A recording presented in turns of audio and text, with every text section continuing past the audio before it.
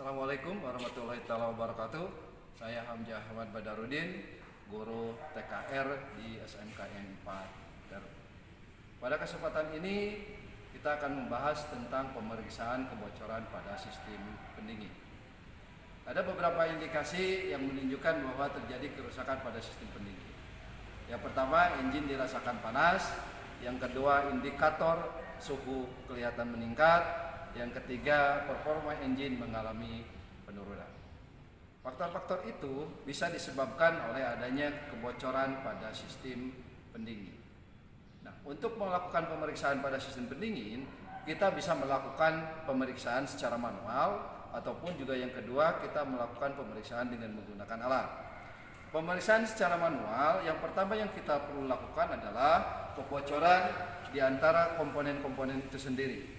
Pertama, bisa terjadi kebocoran di radiator, kemudian kebocoran di tangki reservoir, kebocoran di saluran-saluran pipa, dan lain sebagainya.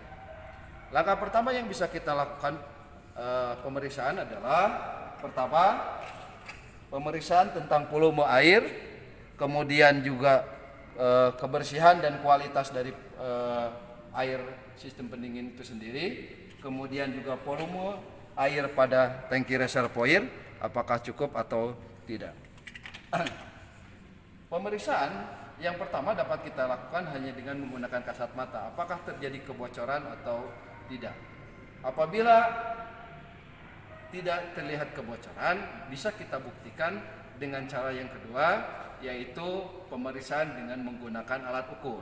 Alat ukur yang digunakan adalah yang disebut dengan radiator cup tester, di mana ini akan kita pasangkan pada radiator, kemudian kita berikan tekanan sesuai dengan spesifikasinya. Kemudian setelah kita tekan, kita perhatikan apakah jarumnya mengalami penurunan atau tidak. Jika mengalami penurunan, maka indikasinya sistem pendingin mengalami kebocoran.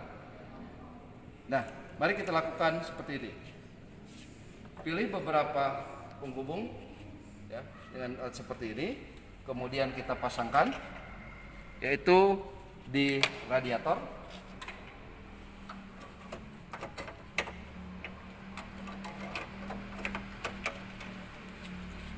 Kemudian kita pasangkan alat pompanya seperti ini.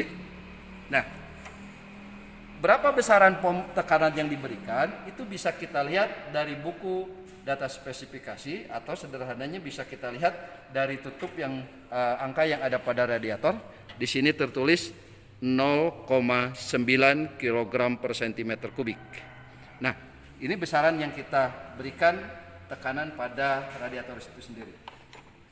Selanjutnya, setelah alat ini terpasang, maka kita lakukan pemompaan sampai tekanan sesuai dengan data spesifikasi. Kita lakukan pemompaan kurang lebih maksimal 1 bar. Kemudian kita tahan. Jika tidak terjadi penurunan, maka dinyatakan tidak mengalami kebocoran. Tetapi apabila terjadi penurunan seperti ini, kita tahan 2-30 detik, kemudian dia mengalami penurunan jarumnya, maka ini merupakan indikasi bahwa sistem pendingin mengalami kebocoran. Nah, setelah kita melakukan pemeriksaan radiator, kemudian juga kita bisa melakukan pengukuran terhadap tutup radiator itu sendiri dengan cara seperti ini. Sama, kita berikan tekanan pada radiator itu sendiri, tutup radiator itu sendiri seperti ini. Kita berikan tekanan.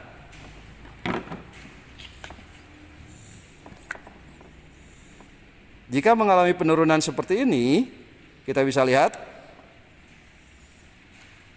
jarumnya menurun, maka ini adalah indikasinya tutup radiator ini sudah tidak bekerja dengan baik atau mengalami kebocoran. Maka untuk perbaikannya biasanya dilakukan proses penggantian terhadap tutup radiatornya. Kemudian yang kedua, selanjutnya tadi ini sudah kita lakukan pemeriksaan, ternyata mengalami kebocoran juga, maka sebaiknya kita cek periksa secara intensif bagian mana yang mengalami kebocoran. Karena dengan diberikan tekanan dengan menggunakan radiator kapasitor, nanti kemungkinan akan terlihat bagian mana yang mengalami kebocoran karena dia ditekan air. Nah, kurang lebih seperti itu cara pemeriksaan pada kebocoran sistem pendingin di kendaraan. Demikian pemeriksaan sistem pendingin kendaraan yang bisa kita lakukan. Terima kasih, mudah-mudahan bermanfaat. Assalamualaikum warahmatullahi wabarakatuh.